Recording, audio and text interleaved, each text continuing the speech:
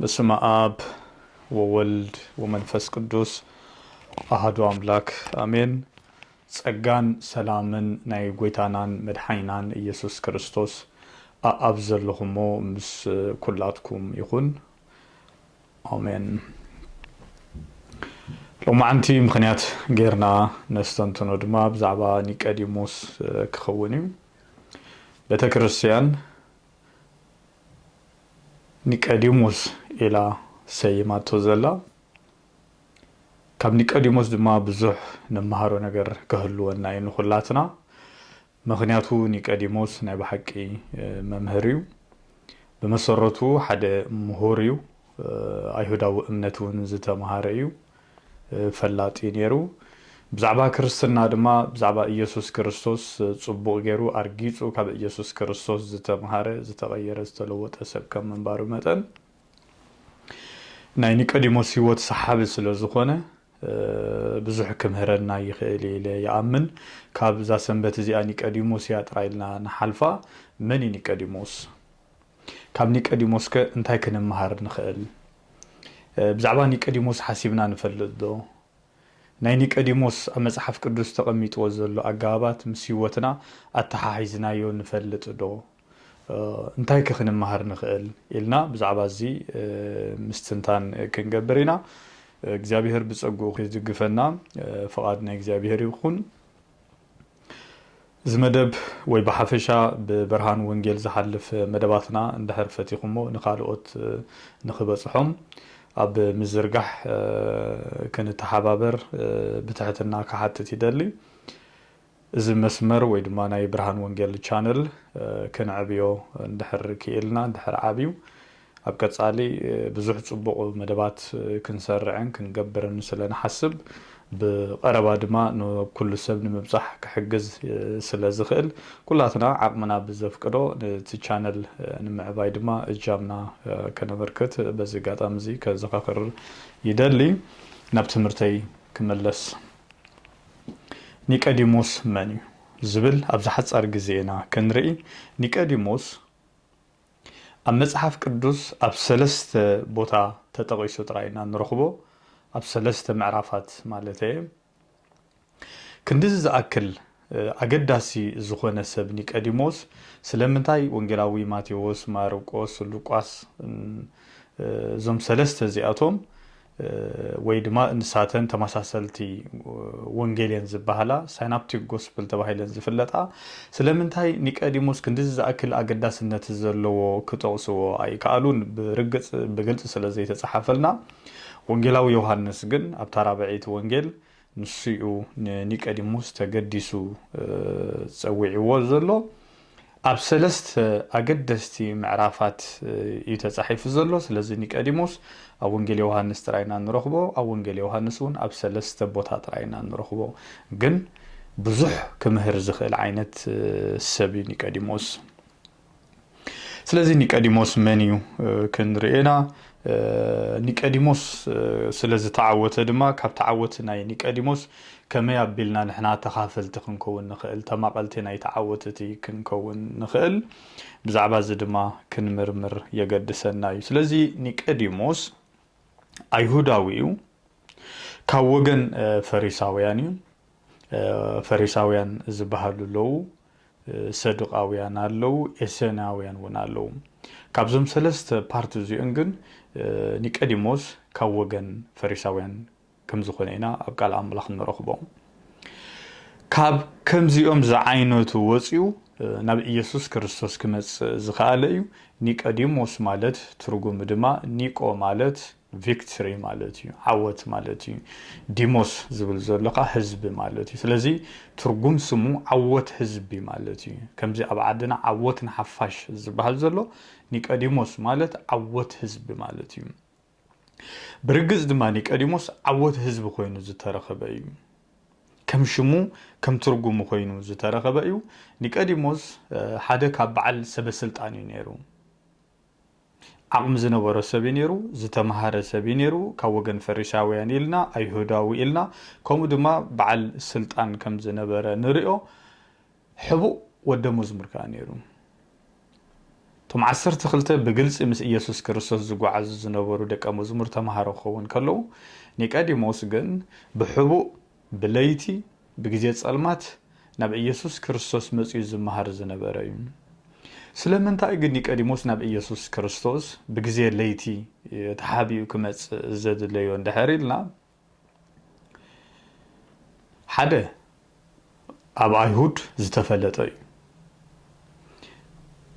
ስለዚ ኣይሁድ ምስ ኢየሱስ ክርስቶስ ዝነበሮም ኣረኣእያኻ ኣብ መጽሓፍ ቅዱስ ተጻሒፉሉ ስለዚ ኣይሁድ ክፈትውሉ ይክእሉን እዮም ካልኣይ ወገናቱ ካብ ፈሪሳውያን እዩ ንፈሪሳውያን ገዲፉ ናብ ኢየሱስ ክርስቶስ ክኸይድ ከሎ ከዓ ክመጽእ ዝኽእል ሰዓቤናትን ሽግራትን ፀቕጥታትን በቲ ሕብረተሰብ ይፈልጥ እዩ ስለዚ ኒቆዲሞስ ናይ ብሓቂ ዲቲ ኢየሱስ ክርስቶስ ዝንገረሉ ዘሎ ዝና ከምኡ ድዩ ኢሉ ብለይቲ መጽኡ ቅድሚ ምስ ዘይከውን ሰብ ተራኺበ ዝውቃዕ ከጻርለኒ ኢሉ ብለይቲ ንኣይሁድን ንፈሪሳውያንን ስለ ዝፈርሐ ንስልጣን እውን ስለ ዝፈርሐ በዚ ምክንያት ብለይቲ መጽኡ ዝመሃር ዝነበረ እዩ ኣብቲ ለይቲ መጽኡ ክመሃር ከሎ ግን ካብ ኢየሱስ ክርስቶስ ብዙሕ ትምህርቲ ከም ዝረኸበ ብዙሕ ባርኮት ከም ዝረኸበ ብዙሕ ጸጋ ከም ዝረኸበ ድማ ኣብ ቃል ኣምላኽ ተጠቂሱ ከም ዘሎ ክንሪኦ ንኽእል ኢና ሰባት ኢና ኣብ ገለ እዋን ንፈርሕ ንኸውን ከምዚ ዓይነት ሰባት እንድሕር ተራኺበ ካልኦት ሰባት ንዓይ እንታይ ክብሉን እዮም ምስ ከምዚ ዓይነት ሓሳባት ዘለዎም ሰባት እንድሕር ተራኺበ ካልእ ሰብ እንታይ ክብለኒ ኢሉ ይሕስበና ይኸውን ብደረጃ ፓርቲ ክኸውን ይኽእል እዩ ብጉጅለ ክኸውን ይኽእል እዩ ብውልቀ ሰባት ክኸውን ይኽእል እዩ ብዘየገድስ ምስ ዝኾነ ንራኸብ ኮልክ ኣኸማእቶም ኮይና ኣለና ማለት ኣይኮነን ኮ ወላ ምስኣቶም ምቕራብና ወንኮ ከምዚ ናይ ኒቆዲሞስ ዝገበሮ እስከት ኢየሱስ ክርስቶስ ዝበሃለሉ ዘሎሲ ከምኡ ድዩ ኣቐዲመ መጽናዕቲ ዘይገበር ኢሉ ብለይቲ ዝመጸ ምርኣይ ምምርማር ምፍታሽ ነቲ ጉጅለ ይኹን ነቲ ፓርቲ ይኹን ነቲ ገለ ይኹን ኣቲኻ ምርኣዩ ምምርማሩ ምፍላጡ ጸገም ኣይነበረን ግን ኣብ ሕብረተሰባት ልሙድ ዝኾነ ነገር እንታይ እዩ ምስሶም ዘይደልይዎ እንድሕሪኦም ኸ ዝመጽእ ነቐፌታታትን ዝመጽእ ጸገማትን ሽግራትን ውሕድ ከም ዘይኮነ ኣብ መዓልታዊ ህይወትና ንሪኦ ዘለና እዩ ቀዳመይቲ ምዕራፍ ንረኽቦ ንኒቆዲሞስ ኣብ ወንጌል ዮሐንስ ኣብ ምዕራፍ 3 ኢና ንረኽቦ ወንጌላዊ ዮሐንስ ብጽቡቕ ኣቐሚጥዎ ዘሎ ሰብ ኢልና ያሉና እዛ ምዕራፍ እዚኣ ድማ ወሳኒት ምዕራፍ እያ ዓሚቕ ዝኾነ መልእኽትን ዓሚቕ ዝኾነ ኣስተምህሮ ዘለዎ እያ እቲ ዋዝ ዘሎ ምስጢር ክንሪኦ ከለና ምስ ደቀ መዛሙርቱ ዘይተዘራረቦ ኢየሱስ ክርስቶስ ምዃኑ ንዓይ ትገርመኒ እያ ዓቢ ምስጢር ሒዛ ኣላ ነዚ ዓቢ ምስጢር እዚ ግን ጎይታና ኢየሱስ ክርስቶስ ስለምንታይ ምስ ኒቆዲሞስ ክገብሮ ደልዩ ናይ ልቢ ናይ ኒቆዲሞስ ኢየሱስ ክርስቶስ እውን ከም ዝፈተዎ ኢና ንርኢ ዘለና ኒቆዲሞስ ወላ እኳ ምስ ወገን ፈሪሳውያን ይኹን እምበር ካብ ናይ ወገን ፈሪሳውያን ምስኣቶም ክንሱ ካብ ናቶም ግብዝና ዘይሓለፎ ሰብ ነይሩ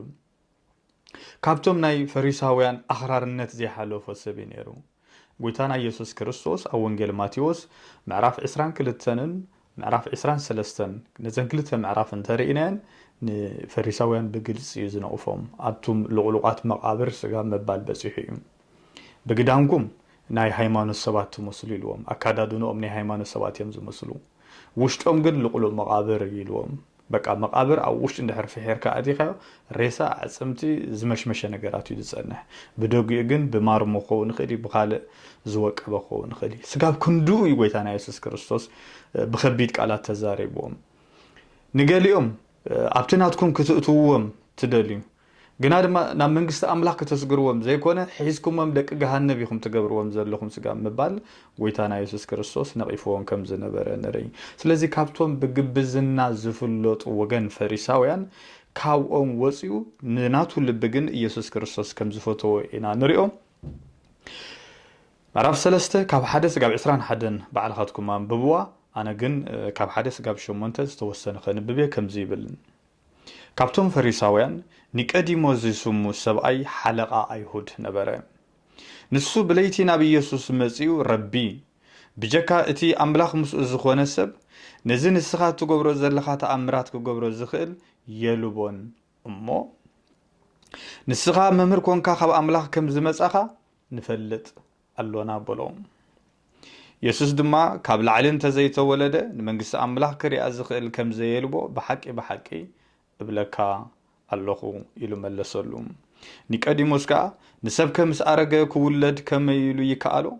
መሊሱ ናብ ከርሲ ኣድኡ ኣትዩ ክውለድ ይከኣሎ ዲ በሎ ኢየሱስ መለሰ ብሓቂ ይብለካ ኣለኹ ካብ ማይን መንፈስን እንተዘይተወልደ ኣብ መንግስቲ ኣምላኽ ከኣቱ ዝኽእል የልቦን ካብ ስጋ እተወልደ ስጋ እዩ ካብ መንፈስ እተወልደ ከዓ መንፈስ እዩ ካብ ላዕሊ ክትውለዱ ብግዲ ስለ ዝበልኩኻ ኣይትገረም ንፋስ ናብ ዝደለዮ ይነፍስ ዳሃዩኻ ትሰምዕ ካበይ ከም ዝመጽእ ናበይ ከም ዝኸይድ ግና ኣይትፈልጥን ኢኻ እቲ ካብ መንፈስ እተወልደ ዘበለ ድማ ከምኡ ኢልዎ ብዛዕባ ዓቢ ምስጢር ዝዕልሎ ዘሎ እቲ መምህር ኮይኑ ዝመጸ መምህር ናይ ኣይሁድ ዝነበረ መምህር ካብ ፈሪሳውያን ወገን ኣብ ኣይሁድ ድማ ዝተኸበረ ከም ምሁር ከም ሊቅ ከም ስኮላር ዝፍለጥ ዝነበረ ኒቆዲሞስ ናብ ኢየሱስ ክርስቶስ መጸ ተምሃራይ ክኸውን ተገዲዱ እዩ ብዛዕባ እቲ ዝዓበየ ምስጢር ኣምላኽ ከካፍሎ ጀሚሩ ወዲ ሰብ ካብ ላዕሊ እንተዘይተወልደ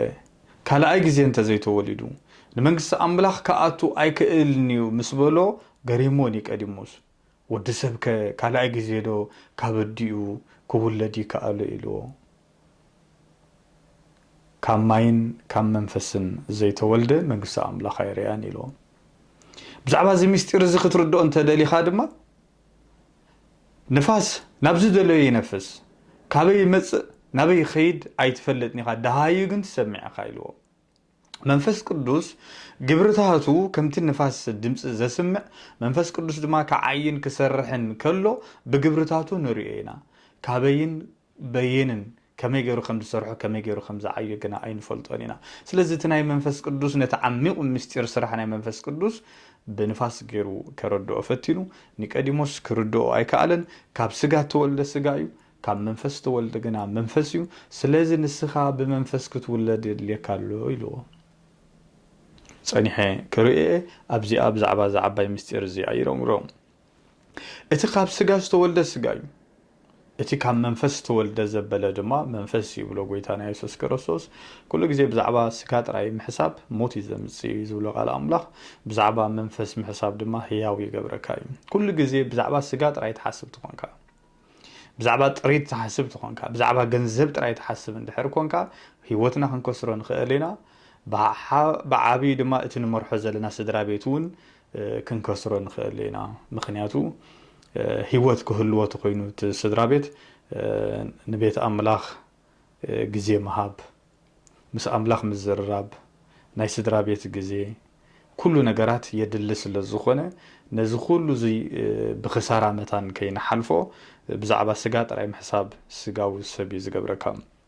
ሐዋርያ ጳውሎስ ንገላትያ ክምህሮ እንከሎ ኣብ ምዕራፍ 5 ካብ ፍቕዲ 19 ስጋብ 22 ዘሎ ቅልጥፍ ኢለ ክሓልፋ ተቃል ድማ ከምዚ ይብል እቲ ግብሪ ስጋ ጉሁድ እዩ ንሱ ከዓ ምንዝር ርክሰት ዕብዳን ኣምልኾ ጣዖት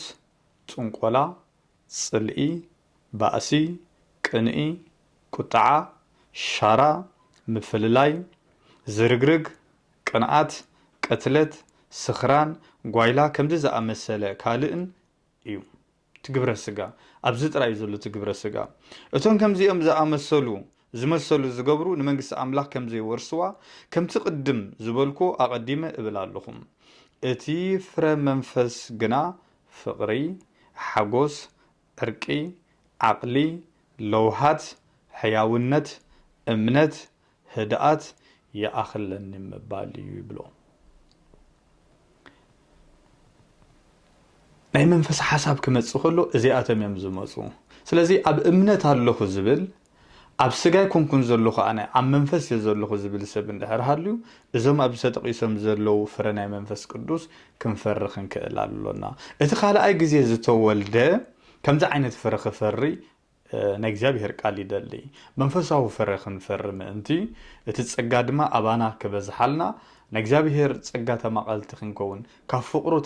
ተማቀልት ክንከውን ካብቲ መንፈሳዊ ወሃብቱ ድማ ተማቀልት ምእንቲ ክንከውን ነግዚኣብሔር ቃል ይዛረበና ይመኽረና ይምዕደና እዩ እታ ኣብዚ መዓልቲ ዓባይ ምስጢር ንሪኣ ብዙሕ ግዜ ብዛዕባ ጥምቀት ተኸታታሊ ትምህርቲ ልዕሊ 6-7 ክፋላት ዝመሃርክዎ ስለ ዘሎ ኣብኡ ከይድና ክንሪኦ ንኽእል ኢና ኣብኡ ብዙሕ ምእታው ኣይከድልየንን እዩ ግን ብዛዕባ ኣብ ወንጌል ዮሃንስ ምዕራፍ 3 ኒቆዲሞስ ተጠቂሱ ዘሎ ብዛዕባ ሓደ ዓብይ ምስጢር ብዛዕባ ካልኣይ ምውላድ ወይ ድማ ብዛዕባ ጥምቀት ተነጊሩ ዘሎ ቃል ኢና ነስተማቕረሉ ዘለና ምስጢረ ጥምቀት ብምንታይ እዩ ዝካየድ እዚ ምስጢር እዚ ካብ ማይን ካብ መንፈስ ቅዱስን እዩ ዝከናወን ዝዓይዕዮ ድማ መንፈስ ቅዱስ እዩ ንፋስ ናብ ዝደለየ ነፍስ ካበይ መፅእ ናበይ ይኸይድ ኣይትፈልጥን መንፈስ ቅዱስ ድማ ከመይ ገይሩ ብጸጋ ከም ዝወልደና ካብኡ ምስተወለድና ድማ መንፈሳዊ ፍረ ክንፈሪ ከም ዝደልየና ቃል ኣምላኽ የዘኻኽረና ስለዚ እቲ ዓብይ ምስጢር ንኒቆዲሞስ ዘካፈሎ ብዘይ ጸጋ ጥምቀት ካልኣይ ግዜ ዘይተወለደ ድማ ናብ መንግስቲ ኣምላኽ ከኣቱ ኣይክእልን እዩ ዝተባሃለሉ ንደቂ መዛሙርቱ ኣብ ወንጌል ማቴዎስ 28:19 ዘሎ ኪዱ ብስም ኣብን ወልድን መንፈስ ቅዱስን እናጥመቅኩም ደቂ መዛሙርተይ ግበርዎም ዝብል ቃል እዚ ቃል እዚ ሎሚ ኣብ ቤተ ክርስቲያንና ከመይ ኣሎ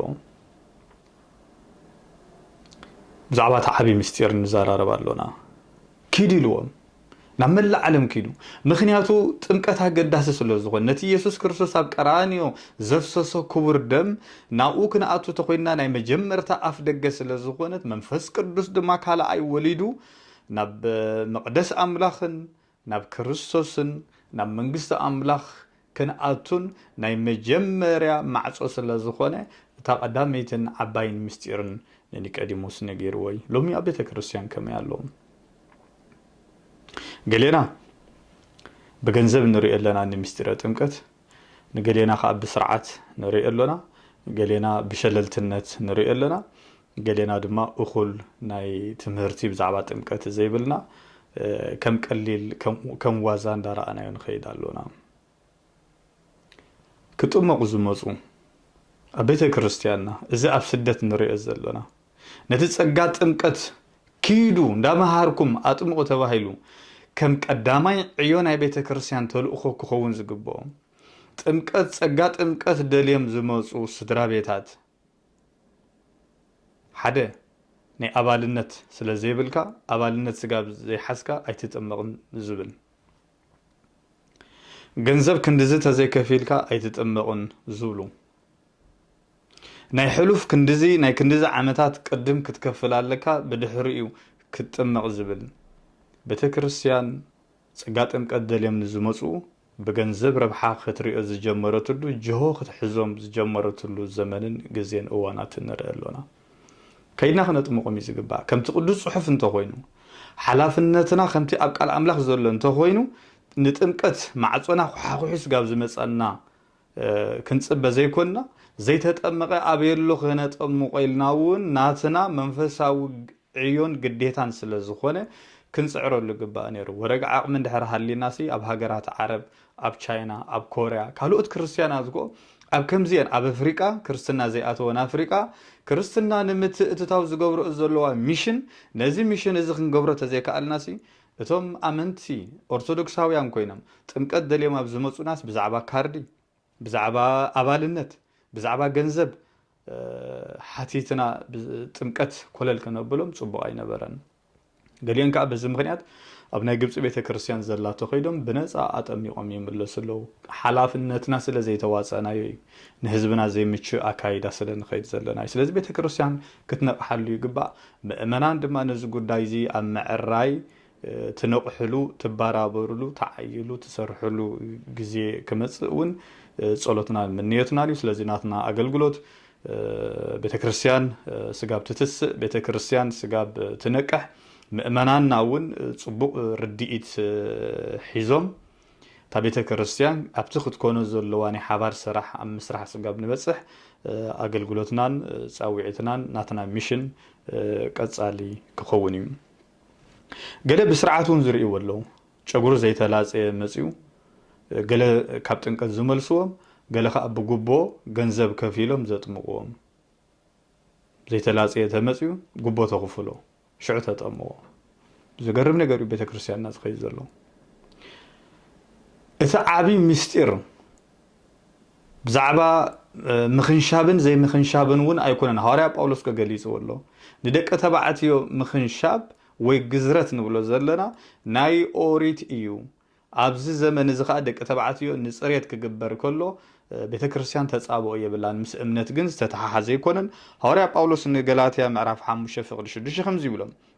بكريستوس إيسوس إتا بفقري اتقبر امنت دا أمبر جزرت كونه زي جزرتي زتأكم يبلون صبوق تقوين يركم نحك خيت الززواسي من عاقتكم يلوم سلزي تنكت بسرعة زرق يكونن مس أقول ملص عين زي ملص عين مس مجزارن زي مجزارن زتححزن بزعبا ممبرشب ناي جنزبن ناي أبالنتن أيكونن كتأمق مع زوج حقي حزمت أنا بعلناون كنكدو زغبانا زنبرأيو عبي مستير نيقديموس زتنغرلو كالاي نيقديموس اونجيل يوحنس معرف شوعته فقدي 50 كلتن زلو خا اب كالاي درجه اب قداسي بوتا نرخبو نمن نيقديموس مالت عوت حزبي مالتي عوت حزبي كم زيبل اتم لؤخات توم فريساويانن حلقه ليقاونت زبحالو ገለ ሰባት ወዲቦም ሰዲዶም ነይሮም ንኢየሱስ ክርስቶስ ዝካታተልዎ ከምዚ ይብሉ ተኻታቲሎም ሰልየሞ ንኢየሱስ ክርስቶስ ምስ መጹ ማለት እዩ ንባዕሉ ካብቶም ስልያ ዝገብሩ ናይ ፈሪሳውያን ወገን ወይ ካብቶም ናይ ምሁራን ወገን ዝባሃሉ ዘለው ኒቆዲሞስ አባሎም ነይሩ ካብዚ አምሊጡ ወጽዩ ከምዚ ሰብኣይ ገይሩ እቶም ክስሊ ዝኸዱ ናብ ኢየሱስ ክርስቶስ ጌጋታት አኪቦም ክመጹ ዝኸዱ ከምዚ ሰብኣይ እዚ ገይሩ ኮቶ ሰብኣይ ተዛረበን ኢሎም መለሱ ፈሪሳውያን ከዓ ንስኻትኩም ወንዶ ስሒድኩም ኢኹም ካብ መኳንንቲ ወይ ካብ ፈሪሳውያን ከ ብኡ ዝኣመነ ኣሎዶ እዚ ሕጊ ዘይፈልጥ ህዝቢ ግና ርጉም ይኹን ይሪኹም እንታይ ኣታናቶም ፍርሓት ካብ መኳንንቲ ወይ ካብ ፈሪሳውያን ከ ዝኣመነ ኣሎዶ ኢሎም እዚኣ ርእይዋታቶም ኮል ፍርሓትናቶም ያ ነይራ እንታይ ዝምሉ ዘሎ ማለት እዩ ካብቶም በመኳንንቲ ዝፍለጡ ንኢየሱስ ክርስቶስ ክስዕብዎ እንድሕር ጀሚሮም ንዓኣቶም ሓደጋ እዩ ሓደ ካላይ ካብ ወገን ፈሪሳውያን ውን ካብቶም ናቶም አባላት ውን ናውኦም ገጾም ናብ ኢየሱስ ክርስቶስ ገጾም ዝኸዱሲ ኣለዎ ደም ስለዚህ ካብ ፈሪሳውያን ተኸይዶም ካብ ፍሉጣት ሕፉራት መኳንንቲ እንድሕር ከይዶም እቲ ናቶም ጉዳይ ክሰዓር እዩ ስለዚህ ሶምታይ ዘገድሶም ዘሎ እቲ ናቶም አጀንዳ ናይ ፈሪሳዊ ግብዝና ህይወት ነቲ ህዝቢ መራሕቲ ሃይማኖት ክመስሉ ዘፈር ክዳን ዘሎ ኣብዚሖም ነቲ ህዝቢ ከመገሮም አባርነት ኣብ ጸልማት ኣምቢሮም እቲ ህዝቢ ንዕኦም ይግብረሎም ስለ ዝነበረ ካብቲ ናቶም ንኸየምልጡ ንኸይወጹ ዝገብርዎ ዝነበሩ እዚኣ ነይራ ፍርሓቶም መኳንንቲ ከይከዱ ካብ ወገን ፈሪሳውያን ከይከዱ ከይፈሽሎም ጉዳዮም ነይሩ ማለት እዩ ሓደ ካብኣቶም ይብል ሹሕ ጅረዩ ሓደ ካብኣቶም እቲ ቅድም ብለይቲ ናብ ኢየሱስ ዝመጸ ኒቆዲሞስ ገናኸ ሰብዶ ቅድም ከይተሰምዐን እቲ ዝገበሮ ከይተፈለጠን ይፍረዶ እዩ በሎም ንሳቶም ንስኻውንዶ ካብ ገሊላ ኢኻ መርምር እሞ ካብ ገሊላ ነቢ ከም ዘይትንስእ ክትርኢ ኢኻ በልዎ ይብል በምስተውዓል ተርእና እንታይ ዝብልዎ ዘለው እቲ ብለይቲ ናብ ኢየሱስ ክርስቶስ ዝመጽእ ዝነበረ ኒቆዲሞስ ሕጂ እንታይ ክኾን ጀሚሩ ርእዮ ትብዓት መጽዩ ነቲ ዝኣመነሉ ክምስክረሉ ጀሚሩ ንኢየሱስ ክርስቶስ ብጌጋ ክኸስዎ ምስ ጀመሩ ከምኣቶም ኣብቲ ናይ ክሲ አጀንዳ ኣይኣተወን ስቕ ብምባል ውን ንኢየሱስ ክርስቶስ ወይ ነቲ ሓቂ ይሕሊፉ ክህቡ ኣይደለየን ሕጂ እንታይ ክገብር ደሊ ብዚ ናይ ኒቆዲሞስ ትብዓት ስለ ዝመጸ ዋ ሰብዶ ኢልዎም ብዛዕባ እቲ ዝገበሮ ከይተሰምዐን ዝገበሮ ከይተፈለጠን ከይተመርመረን ክፍረድሲ ሕግና ዶ የፍቅዶ ኢልዎም ከም ዘሎም ዝግበር ዘሎ ማለት እዩ ናይቲ ሰብ ድምፁ ከይተሰምዐ ከይተመርመረ ኣብ ጉባኤ ከይተቐመጠ ኩሉ ኣበይ ዝውሰን ዘሎ ተልኩም ኣብ ክሽነ ኾንካ ዝውሰን ዘሎ ናይ ክሽነ ሰባት እዮም ዝውስንዎ ወይ ከዓ ኣብ ሶሻል ሚድያ ዘለው ናይ ሃይማኖት ይኹን ናይ ፖለቲካ ድሌቶም ከኽስዎ ከዝርዎ ዝውዕሉ ንሳቶም እዮም ማለት እዩ ፍርዲ ክመጽእ ከሎ ግን ስቕልካ ኣይኮነን ንሰብ ብሆሆት ፍርዶ መገድታት ኣለዎ ኣገባባት ኣለዎ ኤግዛክትሊ እቲ ኣብ ፖለቲካ ዝካየድ ዓለም ኣብቲ መንፈሳዊ ዓለም ድማ ቀደም ነይሩ ሕጂ እውን ከምኡ ይኸይድ ኣሎ ኣብ ፖለቲካ ዓለም ሓደ ሰብ ኣጥፊኡ እንድሕር ተባሂሉ በቲ ዘጥፍኦ ምክንያት ክኽሰስ እዩ ዝግብኦ ናብ ቤት ፍርዲ ክመጽእ ኣለዎ ጠበቃ ክሕዝ ኣለዎ ንጉዳዩ ክማጎተሉ ክእል ኣለዎ ኣብ መጨረሻ እንድሕር ተሳዒሩ ድማ እቲ ሕጊ ዝፈረዶ ፍርዲ ይወሃቦ ማለት እዩ ኣብ ሃይማኖት ከዓ ተመሳሳሊ ከምኡ እዩ ኒቆዲሞስ ከምኡ ዝብሎም ዘሎ እቲ ሰብ ከይተሰምዐ ምስክር ብዘይብሉ ሕግና ዶ ከምኡ ዓይነት ፍርዲ ክንህብ ኣብኡ ከሎ ብዕፅው ዶ የፍቅድ ኢልዎም ቻሌንጅ ገይርዎም ማለት እዩ ስለዚ ኣብ ሃይማኖት ኮይንካ እንታይ ኢኻ ትገብር ነቲ ሰብ ዝተኸሰሰተልዩ ክሲ ተቕርበሉ ነቲ ዝተኸሰሶ ክምልስ ምእንቲ ጉባኤ ትሰርዕ ጉባኤ ሰሪዕካ ሽዑ መልሲ ትህብ ትኽእል እንተዘይኮይኑ ከምዚ ሕጂ ዝግበር ዘሎ ኣብ ዓድና መናፍቃን ኮይኖም ይበሃል ተሃድሶ ኮይኖም ይበሃል በየናይ ጉባኤ በየናይ መልክዕ ኣበየናይ ክትወስኑ እቲ ሰብ ከተሓትቱ ድዩ ስለዚ ስላሴ ክሒዱ ይበሃል ገለ ክሒዱ ይበሃል ከምዚ ኮይኑ ይበሃል ኣበይ ኮይኖም ጽሕፉ ኣብ ክሽነ ኮይኑ ኩሉ ይውዳእ ማለት እዩ ኣገባብ ዘይብሉ ስለዚ እንታይ ይኸውን ኩሉ ከዓ ውድቕ ይኸውን ማለት ዋላ ሓንቲ ዋጋ ዘይብሉ ይኸውን በዚ ምክንያት ኒቆዲሞስ ቻሌንጅ ገይርዎም ሽዑ ንሳቶም እንታይ ኢሎም ፖለቲካሊ መልክዕ ክትሕዝዋ ፈቲኖም ቻሌንጅ እንዲ ገይርዎም ከመይ ጌርኩም ካብ ሕጊ ወፃኢ ትኸዱ ምስ በሎም ናብ ምንታይ ከተሓሕዝዋ ጀሚሮም ንስኻ እውን ዶኸ ካብ ገሊላ ኢኻ ኢሎም ሽዑ ቅድስቲ ድንግል ማርያም ካብ ገሊላ ናይ ናዝሬት ስለ ዝኾነት በዚኣ ምክንያት በዴና ቅድስቲ ድንግል ማርያም በትናታ ዓዲ ንኢየሱስ ክርስቶስ በዚኦም ጽውዕዎ ዘለዉ ካብ ገሊላ ንስኻ እውን ዶ ካብ ገሊላ ኢኻ ዝብልዎ ዘለዉ ምስ ኢየሱስ ክርስቶስ ምስኡ ዝምድና ኣለካ ድዩ ወዲ ዓዲ ዲኻ ወዲ ከባቢኡ ስለ ዝኾንካ ዲኻ ኢሎም ናብ ካሊኦም ክጥምዝዝዋ ደልዮም እታ ነገር ማለት እዩ ኒቆዲሞስ ግን ዛረብ ዘሎ ብዛዕባ መበቆል ብዛዕባ ዓዲ ዘይኮነ ስትሬይት ፎርወርድ እቲ ሰብ ተኸሲሱ ከይመፀ ድምፁ ከይተሰምዐ ቃሉ ከይሃበ ከይተመርመረ ሕግና ክፈርድ ኣይግብኦን ኢልዎም እወ ከምኡ ክንገብሮ ኢና ክንዲ ዝብልዎ ናብ ካልእ ወሲዶማ መርምር ካብ ገሊላ ነቢ ከምዘይትስእ ክትፈልጥ ኢኻ ኢሎሞ ንሱ ዝተፀዋዕሉ ብናይ ኣዴና ዓዲ ስለ ዝተፀውዐ ስለዚ ኒቆዲሞስ ብዛዕባ ሓቂ ይዛረብ ዘሎ ገለ ሰባት ዓቕሚ ዘይብሎም ሰባት ፈራሓት ሰባት ንነገራት ኣብ ክንዲ ነቲ ዝመፀ ጉዳይ ዝገጥምዎ ናብ ዝደልዮም ከተሓሕዝዎ ዝውዕሉ ናብቲ ሓደ ናብ ድልየቶም ከምዚ ሕጂ ኣብ ጉዳይ ናትና ዝረአ ዘሎ ኣብ ክንዲ በታ ሓቂ ትምጉት ኮለል ትብል ኣብ ኮለል ተኣቱ ማለት እዩ ስለዚ ኒቆዲሞስ ፈቲኖሞ ኒቆዲሞስ ግን ዝፀዓድ ሰብ ኣይነበረን ነቲ ሓቂ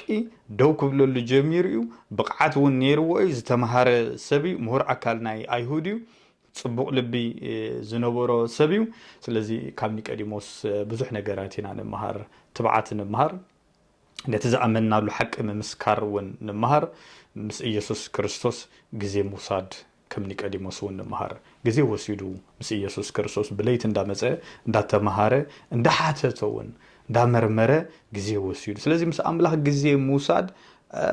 መገዲ ዓወትና እዩ መገዲ ድሕነትና እዩ ምስ ቃል ኣምላኽ ግዜ ምውሳድ ተንጽሑፋት የለብማና እየን ምስተውዓል ይህባና ብዙሕ ነገራት መንፈሳዊ ባርኾት ከም ንግረክብ ዝገብራና ቅዱሳት ጽሑፋት እየን ሳልሳይ ናይ መወዳእታ ኒቆዲሞስ ዘለዎ ቦታ ንሪኦም ኣብ ወንጌል ዮሃንስ ምዕራፍ 19 ፍቕዲ 39 ዘሎ ኒቆዲሞስ ኣብ ገራሚ ቦታ ንረኽቦ ከምዚ ይብል ትጽሑፍ ድሕሪ ዮሴፍ በዓል ኣርማትያስ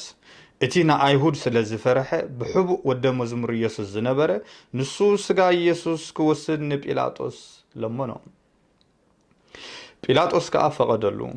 ሽዑ ኸይዱ ንስጋ ኢየሱስ ወሰዶ እቲ ቅድም ብለይቲ ናብ ኢየሱስ መፅኡ ዝነበረ ኒቆዲሞስ መፀ እሞ ኣስታት 100 ነጥሪ ዝኣክል ከርበን ዓልወን እትሐሰ ኣምፀ ንስጋ ኢየሱስ ወሲዶም ከምቲ ልማድ ቀብሪ ኣይሁድ ኣጋና ንዝኦምን በብፍታ ምሽቱ ገይሮም ገነዝዎ اتي بليت زمص زنبره نيقوديموس اتي نا ايهود فريحو بليت زمالالس زنبره اتي نفريساويان فريحو بليت زمالالس نبره اتي نتوم مرحته هيمانوت فريحو تحابيو بصلمات تغلبيبو ناب ኢየሱስ ክርስቶስ ዝመጽ ዝነበረ ናይ ለይቲ ተማሃራይ ኒቆዲሞስ ኣብዚ ሳልሳይ ቦታ ክንሪኦ ከለና ግን ዳይናሚካሊ ቼንጅ አርየና ብጣዕሚ ዘገረም አቀያየራ እዩ ደቀ መዛሙርቱ በዛ ፈታኒት መዓልቲ ንአይሁድ ፈሪሖም ኣብ ገዛ ዓጽዮም ክሽገሩ ከለዉ እቲ ብለይቲ መጽዩ ዝመሃር ዝነበረ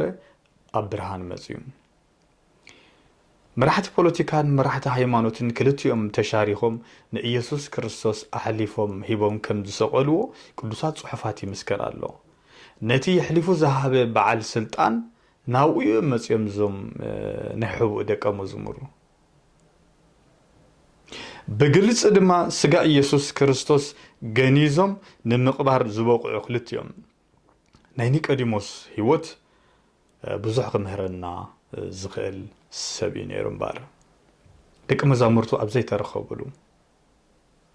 ኣብታ መራር መዓልቲ ኣብታ ናይ ፈተና ግዜ ብዙሓት ፈተውትኻ ዝመስሉ ይጸንሑ እንዲኦም ፈተና እንዳበዛሕካ ምስ መጸ መከራ እንዳበዛሕ ምስ መጸ ብዙሓት ከም ቆጽሊ ገረብ እንዳተጸልጸሉ እዮም ዝኸዱ ምክንያቱ ብዙሕ እኩብ ህዝቢ ንመከራ ድልው ኣይኮነን ውሑዳት እዮም ኣብ ዓለምና ለውጥ ዘምጹ ስለዚ ከምቲ እንዳ ገረብ እንዳተጸልጸለ ዝኸይድ ብዙሓት ናይ ኢየሱስ ክርስቶስ ብጀካቶም 12 ብዙሓት እዮም ስዕብዎ ነይሮም መጨረሻ ግን ከም ኒቆዲሞስ ዝኣመሰለ ሰብ ተባዕ ሓቀኛ መምህር ጌርና ክንሪኦ ንኽእል ንመደምደምታ ናይ ትምህርተይ ዝኣክል ኒቆዲሞስ ምስ ክርስቶስ ብምርኻቡ ካብቲ ዝረኸቦ ንሱ ንመደምደምታ ዝኾነና ገለ ነገር ክርየ ምስ ኢየሱስ ክርስቶስ ግዜ ምሕላፉ ብጣዕሚ ጠቒምዎ እዩ مستن ቅዱሳት ጽሑፋት ይፋለጥ ስለ ዝነበረውን ንኽምርምር ዕድል ረኺብዩ ስለዚ አገዳስነት ምድላይ መንፈሳዊ ሓቂ ካብ ኒቆዲሞስ ንምሃር አገዳሲ ምድላይ መንፈሳዊ ሓቂ ገለ ሰባት ነቲ መንፈሳውነትና ነቲ እምነትና አቦይን አደይን ስለ ዘለዎ ወይ በሓባር ኦርቶዶክስ ንበሃል ተኣኪብና ስለ ንኸይዘለና እሱ የአክሊልና ነቲ እምነትና ዘይንግደሰሉ ሰባት ክንህሉ ንኽእልና ኒቆዲሞስ ግን ኮማ አይነበረን ምድላይ መንፈሳዊ ሓቂ እንታይ ኢየሱስ ክርስቶስ ዝምህር ዘሎ ብዛዕባ ተናይ አይሁድ ንፈልጠን ዘለና ጽሑፋት ብዛዕባ ይምህርን ይዛረበና ኣሎ ስለዚ ካብኡ እንታይ መንፈሳዊ ሓቂ ክረክብ ይኽእል ኢሉ ካብ ኢየሱስ ክርስቶስ ሓቂ ንምድላይ ዝመጸ እዩ ኒቆዲሞስ ትሕትና ይምህረና እዩ ምክንያቱ ሊቅ እዩ ምሁር እዩ በዓል ሕጊ እዩ ኣብ ህዝቢ ድማ ዝተፈለጠ እዩ መጽኡ ንኢየሱስ ክርስቶስ ወዲ ሰብ ካልኣይ ግዜ እንተዘይተወልደ መንግስቲ ኣምላኽ ከኣቱ ኣይክእልኒ ምስ በሎ ከም ዝተረድኦ መሲሉ መምህር መሲሉ ክኸይድ ኣስቂጡ ምኸደ ነይሩ ከምቲ ጠያቂ ኣዋቂ ዝበሃል ግን ትሕት ኢሉ ክመሃር ጀሚሩ ካብቲ መምህር ዝኾነ ራባይ ኢየሱስ ክርስቶስ ትራባይ ናብ ራባይ መጽኡ ማለት እዩ ትመምህር ናብ መምህር መጽኡ ክፉት ኣእምሮን ክፉት ልብን ከም ዝነበሮ ኒቆዲሞስ ንኽመሃር ካብ ኒቆዲሞስ ንመሃር እዩ ኣነ ምሁሬ ንዓይ ትምህርቲ ኣይድልየንን ይኣኽለኒ ኣይበለን ስለዚ ካብ ኒቆዲሞስ ንሪኦ ንኽፈልጥ ንኽመሃር ክፉት ኣእምሮን ክፉት ልቢ ከም ዝነበሮ ንርኢና ስለዚ ካብ መጽሓፍ ቅዱስ ክንመሃር ናይ እግዚአብሔር ቃል መንፈስ ቅዱስ ክምህረና ቤተ ክርስቲያን ክትምህረና ነቲ ሓቂ ድማ ዓሚቕና ክንበጽሖን ክንፈልጦን ምእንቲ ክፉት ኣእምሮ ናይ ምምሃርን ክፉት ልቢ ንነገራት ምግንዛብን ምምርማርን ክህልወና የድሊ ካብ ኒቆዲሞስ ንመሃሮ ሓይሊ እምነት ከመይ ገይሩ እምነት ኒቆዲሞስ ከም ዝቀየሮ ነሪ ሓይሊ ናይ እምነት ሓያል እዩ በአእምሮን ብልብን ድሕር እንዳኣመንካሉ መጽኻ እንድሕር እንዳኸፈትካያ መጽኻ ድማ ውሽጣዊ ሓይሊ ስለ ዝመጽእ ምቕያር ርኢና ኣብ ኒቆዲሞስ እዚ ትራንስፎርሜሽን ንብሎ ማለት እዩ ምቕያር ኣብ መዓልታዊ ህይወትና ምቕያር ምልዋጥ ናብ ዝበለጸ كم كأنا ناي زغليلا ويني ناب زمكره ኢየሱስ ክርስቶስ ቀየሮ ዝተባለ ዝመቀረ ህይወት ዝጣዓመ ህይወት ዝተረጋገ ህይወት መንፈሳዊ ዝኾነ ህይወት መታን ከህልወና መዓልታዊ በተን ቅዱሳት ጽሑፋት ትራንስፎርሜሽን ምልዋጥ ምቅያር ስለዚ ኃይል እምነት ምቅያር የርእዩ ነቲ ዝተረዳእካን ዝኣመንካሉን ተቢዕኻ ዶ መባል ካብ ኒቆዲሞስ ንመሃር ተማሂሩ ነቲ ዝተማሃረሉ መስኪሩሉ ኢየሱስ ክርስቶስ ክሸጡ ወደልዮም ወከይተሰምዐ ከይተመርመረ ሕግና ኳ ዘይፍቀድ ኢሉ ነቲ ዝኣምነሉ ደው ኢሉ መጨረሻ ኸ ብግልጽ ናብ ብርሃን መጽኡ ስጋ ኢየሱስ ክርስቶስ ክገንዝ ዝኸኣለ ንዝኣምነሉ ደው ዝብል ኒቆዲሞስ ማለት ዓወት ህዝቢ ንባዕሉ ተዓዊቱ ነቶም ክርስቲያናት ኣብ ዓወትና ግደ ተሳትፎ ንኽህልዎ ኒቆዲሞስ ክኢሉ ከም ሽሙ ኮይኑ ዝተረኸበ እዩ ስለዚ ኒቆዲሞስ ስለ ኢየሱስ ክጣበቕን ስጋ ኢየሱስ ክርስቶስ ክገንዝን ምኽኣሉ ንዓና ነቶም ክርስቲያናት ዓብ ትምህርቲ ይኮይንና ዘሎ ማለት ስለዚ ንዝኣመንናሉ ነገር ንዝተረዳእና ነገር መርሚርና ኣንቢብና ንዝፈለጥናዮ ንዝበፅሓናዮ ስጋብ ክንድኡ ፈራሓት ዘይምዃን ምክንያቱ እምነት ናይ ብሓቂ እምነት እንድሕር ተረዲእና ኣብ ውሽጥና እንድሕር ኣትዩ ትራንስፎርሜሽን ክቕይር ንህይወትና ክቕይር ዝኽእል እዩ ንኻልኦት ሰባት እውን ክቕይር ዝኽእል እዩ ከም ኒቆዲሞስ ብዙሕ ሕቶ ነይሩ ኢየሱስ ክርስቶስ መሊስሉ ብዙሓት ሕቶ ክህልወና ይኽእል እዩ ቃል ኣምላክ ክነንብብ እንተጀሚርና ነተን ቅዱሳት ጽሑፋት ክንመራምርን ክንግንጽለን እንተጀሚርና ብመንፈስ ኮይንና ክንሪአን ክንምርምረን ሽውሃት ክንድኡ እንድሕር ሃሊና እግዚኣብሔር ንሕቶታትና በየን በትን ገይሩ ክምልሶ እሙኑን ጻድቕን ማለት ስለዚ ሕቶና ግን ክምለስ ክኽእል ኣሉ ሕቶታት ተሰኪምና ክንከይድ የብልናን እንታይ እቲ ዘፍርሐና ብዛዕባ እምነትና እንታይ እዩ ዘይተረዳእናዮ ዘሎ ስለዚ ነቲ ክንበፅሖ ንደሊ ክንሓትት ጽቡቕ ነገር እዩ ስጋውያን እንተኾንና ድማ ናይ መንፈስ ክንሓስብ የድልየና ኣሎ ስጋብ ሕጂ ብዛዕባ ስጋ ጥራይ ዘጨንቐና እንተ ነይሩ ብዛዕባ ስጋ ጥራይ ዝሕስበና እንድሕር ነይሩ ሕጂ ካብ ሎሚ ጀሚርና ካብ ብዛዕባ መንፈስ ክንሓስብ ብዛዕባ መንፈስ ምሕሳብ ዓብ ነገር እዩ ብዛዕባ መንፈስ ምምርማር ብዙሕ መንፈሳዊ ዓለም እትዩ ካልኦት ሰባት ዓበይቲ ሰባት ሓያላት ሰባት ክገብረና ዝኽእል እዩ ከምኡ ድማ ድሕነት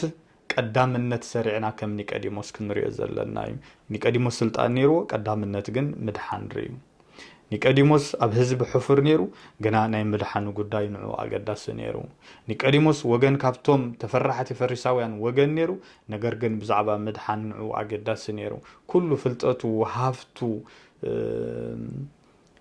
ዝሒዝዎ ዝነበረ ስልጣን ነዚ ኩሉ ነገር ኒቆዲሞስ ከም ዘይተገደሰሉ ኢና ንሪኦ ናይ እምነት ነገር ናይ ምድሓን ነገር ግን ንኒቆዲሞስ ዘገድሶ ሰብ ነይሩ ነዚ ኩሉ በቃ ከም ትዕቢት ኮይኑ ክኸዶ ዘኽእሎ ዝነበረ ኣብቲ ሕብረተሰብ ጉሒፉ ትሕትና ምሄርና እምነት مستحتنا خمس خيد كم نيقوديموس تماهرنا نايز سبزي لب دما ኢየሱስ ክርስቶስ ስለዝፈትዎ እታ ኣደናቂትን ኣገራሚትን ዓባይ ዝኾነት ምስጢር ንመጀመርታ ግዜ ምስ ኒቆዲሞስ ክዛራረብ ከም ዝኸኣለ ንሪኦ እታ ኣብ ዮሐንስ ወንጌል ምዕራፍ 3 ፍቅድ 14 ዘላ ድማ ብዛዕባ ምድሓን እንዲናፊቁ ብዛዕባ ምድሓን እንዲ ተገዲሱ ኒቆዲሞስ ነታ ኣብ ኦሪት ዝፈልጣ ኣቦና ሙሴ ኣባላ ተመንሰቂሉ ዝገበራ ታሪክ ብዛዕባ ጽቡቕ ኣፍልጦ ዘለዎ ኒቆዲሞስ ኣይሁዳዊ እዩ ብዛዕባ ምስ ምድሓና ተሓሒዙ ከምዚ ኢሉ ይዛረቦም ብኡ ዝኣምን ኩሉ ናይ ዘለዓለም ህይወት ምእንቲ ክረክብ እምበር ከይጠፍእሲ ከምቲ ሙሴ ኣብ በረኻ ተመን ዝሰቐለ ከምኡ ድማ ወዲ ሰብ ክስቀል ይግብኦ ኢልዎ ጎይታና ኢየሱስ ክርስቶስ እቲ ኣብ በረኻ ዝነበረ ተመን ዝተሰቐለ ናብኡ ክርእዩ ከለዉ ይፍወሱ ነበሩ ተባሂሉ ዝተጻሕፈ ከምኡ ድማ ወዲ ሰብ ዝምሳኻ ዘራረብ ዘሎ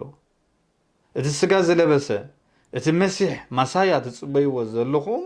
ንሱ ድማ ክስቀል ይግብኦ ኢልዎ ዛ ምስጢር እዚኣ ናይ ምድሓን ምስጢር በፂሕዋ ኒቆዲሞስ ኢየሱስ ክርስቶስ ተሰቂሉ ምስ ሰምዐ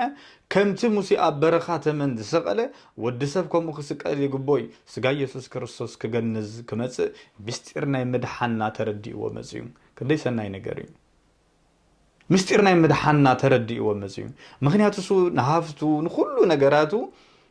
ገዲፉን ኣብ ኢየሱስ ክርስቶስ ብዛዕባ ድሕነት ናፊቁ ስለዝመፀ ምንጭ ናይ ድሕነትና ካ ኢየሱስ ክርስቶስ ነጊርዎ ከምቲ ሙሴ ኣብ በረኻ ተመን ዝሰቀለ ከምኡ ድማ ወዲ ሰብ ክስቀል ይግባእ እዩ መን ተሰቂሉ ውዒሉ ኣብ ኢየሩሳሌም ዝኽሉ ጫውጫውታ ውዒሉ ነዚ ኩሉ ፈሊጥዎ ኣስተማቂርዎ እቲ ኢየሱስ ክርስቶስ ዝመሃሮ ኣብ ልቡ ዓቂርዎ መወዳእታ ስጋ ኢየሱስ ክርስቶስ ምክንያቱ ከምቲ ሙሴ ኣብ በረኻ ተመን ዝሰቀለ ከምኡ ድማ ወዲ ሰብ ክስቀል ይግባእ እዩ እቲ መድሓኒ እቲ መሲሕ ንሱ ምዃኑ ኣርጊፁ ስለዝፈለጠ ስለዚ ብዛዕባ መድሓና ኣርጊፅና ክንፈልጥ ይግባአና ምስ ኢየሱስ ክርስቶስ ዘለና ርክብን ሕብረትን ፍቅርን ኣርጊፅና ክንሕዞን ክንርድኦን ዝግባአና እዩ ዓለምን ፍትወትን ሓላፊት እያ ተባሂሉ ከም ዝተጻሓፈ መንግስቲ ኣምላኽን መንግስቲ ኢየሱስ ክርስቶስን ከም ዘይሓልፍ ግን ቃል ኣምላኽ ኣርጊፁ ነገርና ኣሎ ናይ መወዳእታ ጥቕሲ ንኒቆዲሞስ ዝነገሮ ኣብ ዮሐንስ 3:16 ዘላ ኣምላኽ በቲ ሓደ ወዱ ዝኣመነ ኩሉ ናይ ዘለዓለም ህይወት ምእንቲ ክረክብ እምበር ከይጠፍእሲ ንወዱ በጃዕ ክሳዕ ዝህብ ክሳዕ ክንድዚ ንዓለም ኣፍቅራ ፍቅራ ኣምላኽ ዝተገለጸሉ እዩ ፍቅራ ኣምላኽ ዝተገለጸሉ ብመን ብወዱ በኢየሱስ ክርስቶስ ገይሩ እግዚአብሔር አቦ ገሊጽና እግዚአብሔር አቦ ርኢናዮ ንአምላኽ ርኢናዮ ንአምላኽ ፈሊጥናዮ ንሕናውን ፍጥረትና በመልክዕ አምላኽ ኢና ተፈጢርና ክንብል ከለና እቲ ኣብ ወዱ ኣብ ኢየሱስ ክርስቶስ ዝገለጾ ፍቅሪ ንዓለም ክገልጸላ ከሎ ንሓደ ወዱ ኢየሱስ ክርስቶስ መስዋዕቲ ኣብ ቀራንዮ ብምግባር እዩ ስለዚህ ፍቅሪ አምላኽ አባና ተገሊጽ እዩ በዚ ምክንያት አምላኽ ክንፋቀር ይደልየና አምላኽ بفقر كل نجاراتنا كنجبرو يدلي صلئي أوجدنا كمن كرحنتن كفاءتن نيزع عالم زيا اندار أنا يو كم زير أنا يو بمحلف بزوح عبز عالم زيا زجبر كدتات يخون تنقلات يخون كفاءات يخون نتيجة فكرنا جزابي ربو نتي يسوع كريستوس لينا أبكرانيو أم مسكال زجبرو كنبل كم نيقوديموس ناي علامة سبات ندحنت زغوي سبات نحق ادم مسكار زغوي سبات اب قدمي نغستاتن اب قدمي اتوم غبوزات زبحالو مرحته هيمانوتن بتبعات دو كبل زخال نيقوديموس كم نيقوديموس كنكون اغزابيهر دلينا سلازي ذا سنبت زيا تمهرنا تستمهرنا اندحرهالو كم نيقوديموس عوت حزبي مخانيو نيقوديموس مالت عوت حزب مالتيو مس املاح غزي مقتال نتعابي مستير املاح دما مرداء كنمهر نخلينا سلازي نبرنا غزي ناملاح كبر يخونو صغا غويتانان مدحانينان ኢየሱስ ክርስቶስ فقر املاح حبرت منفس قدوس مساين مسخاتكم يخون بخاله اغلغلت ونجيل سغا منرخب سلام كونوا لين